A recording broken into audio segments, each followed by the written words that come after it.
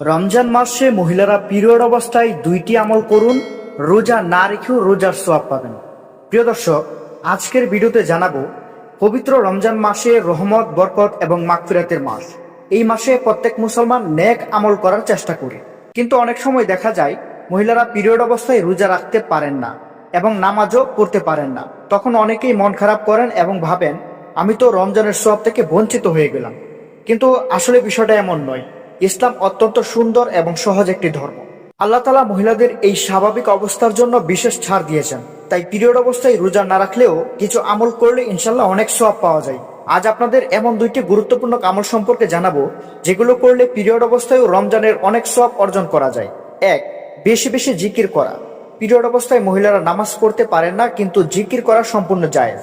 আপনি দিনে যত বেশি পারেন আল্লাহর জিকির করতে পারেন, যেমন সুবহানাল্লাহ, আলহামদুলিল্লাহ, আল্লাহু আকবার, লা ইলাহা ইল্লাল্লাহ, আস্তাগফিরুল্লাহ।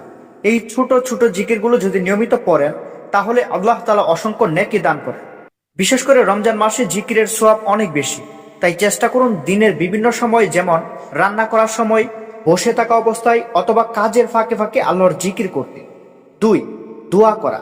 পিরিয়ড অবস্থায় দোয়া করা সম্পূর্ণ বৈধ এবং খুবই উত্তম আমল।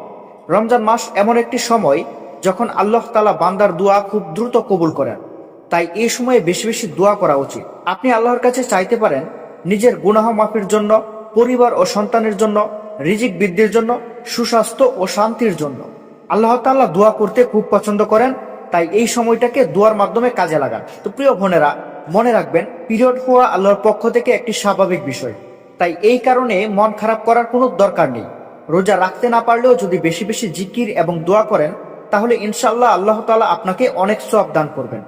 সুপ্রিয় দর্শক, এই ছিল আজকের ভিডিওটি ভালো লাগলে অবশ্যই একটি লাইক, কমেন্ট এবং শেয়ার করতে ভুলবেন না। সকলে ভালো থাকবেন, সুস্থ থাকবেন। আসসালামু আলাইকুম, আল্লাহ হাফেজ।